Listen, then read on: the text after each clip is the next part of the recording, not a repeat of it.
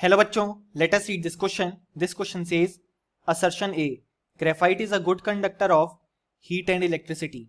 Reason R, graphite has all the electrons firmly held in Cc sigma bonds.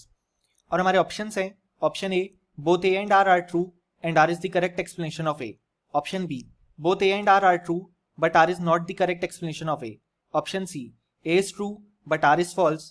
Option D, A is false but R is true. And option e both a and r false. So हमारा assertion कहता है कि जो graphite है वो good conductor है of heat and electricity. Reason r कहता है कि ग्रेफाइट के सारे इलेक्ट्रॉन्स फर्मली होते हैं held in the form of c c sigma bonds. So इस क्वेश्चन को सॉल्व करने के लिए हमें जो की कंसेप्ट रिक्वायर्ड है वो है स्ट्रक्चर ऑफ ग्रेफाइट. सो अगर हम देखें तो ग्रेफाइट का जो स्ट्रक्चर होता है वो एक लेयर्ड स्ट्रक्चर होता है जिसमें कि हेक्सागोनल रिंग्स फॉर्म करती हैं लेयर, और वो जो लेयर्स हैं वो होती हैं एक दूसरे के ऊपर अरेंज्ड. सो यहाँ पे होता क्या है कि हर कार्बन एटम का जो हाइब्रिडाइजेशन होता है वो होता है sp2. और हम जानते हैं कि हर कार्बन के पास 4 वैलेंस इलेक्ट्रॉन होते हैं. सो यहाँ पे हाइब्रिडाइजेशन है sp2 यानी कि बॉन्ड्स होंगे 3. सो हम बोल सकते हैं कि कार्बन के पास एक फ्री इलेक्ट्रॉन बच गया. सो ये जो फ्री इलेक्ट्रॉन है वो फॉर्म करेगा पाई बॉन्ड, यानी कि जो 4 बॉन्ड्स फॉर्म होंगे कार्बन के उसमें से 3 सिग्मा बॉन्ड होंगे और एक पाई बॉन्ड होगा.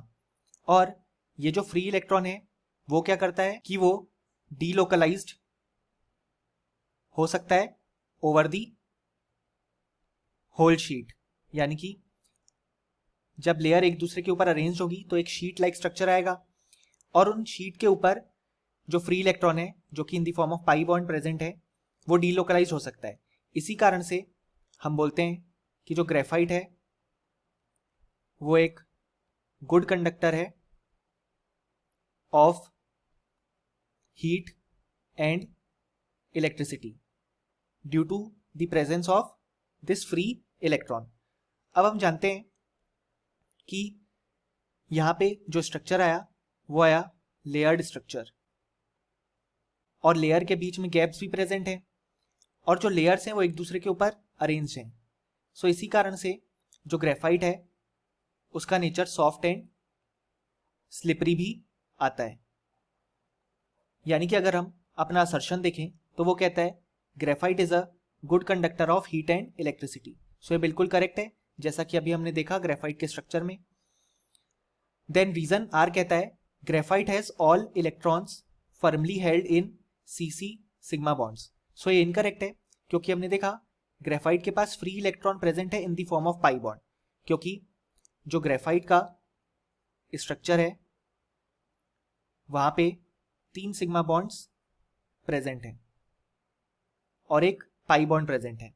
जैसा कि हम यहाँ पे देख भी सकते हैं कि जो स्ट्रक्चर होगा वो कुछ इस तरीके से होगा कि यहाँ पे हेक्सागोनल रिंग्स हैं और जो कार्बन है वो यहाँ पे इस तरीके से इन पोजीशंस पर अरेंज हैं, और हर कार्बन का जो हाइब्रिडाइजेशन है वो है sp2, यानी कि 3 सिग्मा बॉन्ड्स यहाँ पे प्रेजेंट होंगे.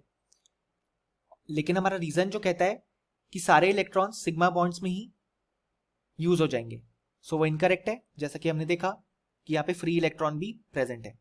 सो हम बोल सकते हैं कि इस क्वेश्चन के लिए जो करेक्ट आंसर हो जाएगा वो हो जाएगा ऑप्शन सी कि assertion is true but reason is false.